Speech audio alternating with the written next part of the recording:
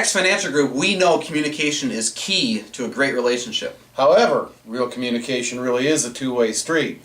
It sure is, Greg. So on Tuesday, April 24th at 11 a.m., we're hosting our next quarterly Meet the Money Manager conference call.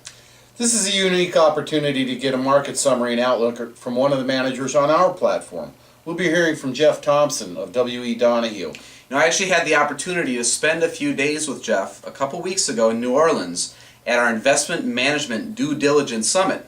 What I learned was that Donahue now has over $600 million under management, and we all know that they offer a tactical investment approach. In risky markets, their rule of thumb is protection first, then performance. So go to the website and RSVP for this call now. We can only accommodate a limited number of people on the call. So here's what happened last week. Unemployment rate fell to 8.2%. That good news was tempered, however, by some disappointments. The U.S. economy only managed a net gain of 120,000 non-farm jobs in March.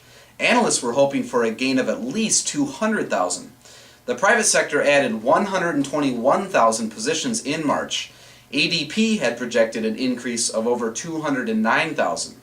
However, the unemployment rate declined again last month, now down to 14.5%, and the manufacturing sector grew by 37,000 jobs.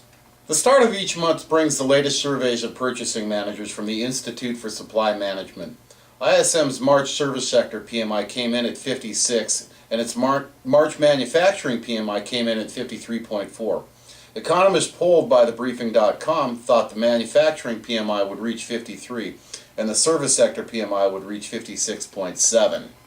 We all love this warm weather, and in fact it fostered greater car and truck buying last month. The following firms reported the following monthly sales increases last week.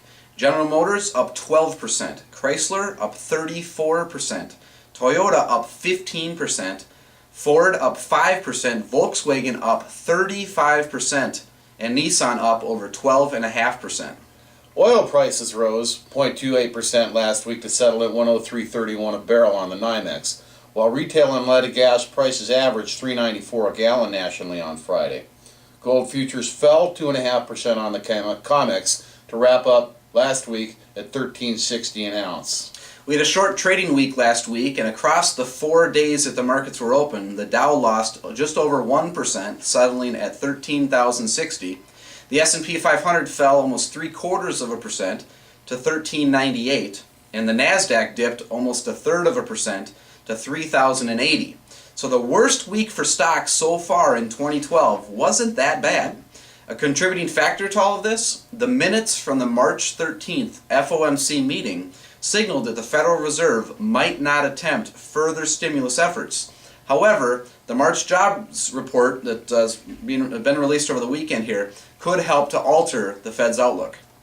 Here's what we see happening this week. This evening, Fed Chairman Ben Bernanke speaks at the Atlanta Fed's Financial Market Conference. Tomorrow, Alcoa offers first quarter results. And on Wednesday, the Fed puts out a new beige book, and earnings arrive from Progressive. Then on Thursday, the March PPI is out to complement weekly initial claims numbers and earnings from Google and Rite Aid. Friday brings the March CPI, the initial April Consumer Sentiment Survey from the University of Michigan, and earnings reports from Wells Fargo and J.P. Morgan. Also, Ben Bernanke speaks in New York about the federal policy response to the Great Recession. That's what we're looking at this week. My name is Eric Hagen. And I'm Greg Petrie. We'll keep our finger on the pulse of the economy and report back to you next Monday. So please be sure to subscribe. We'll talk with you then.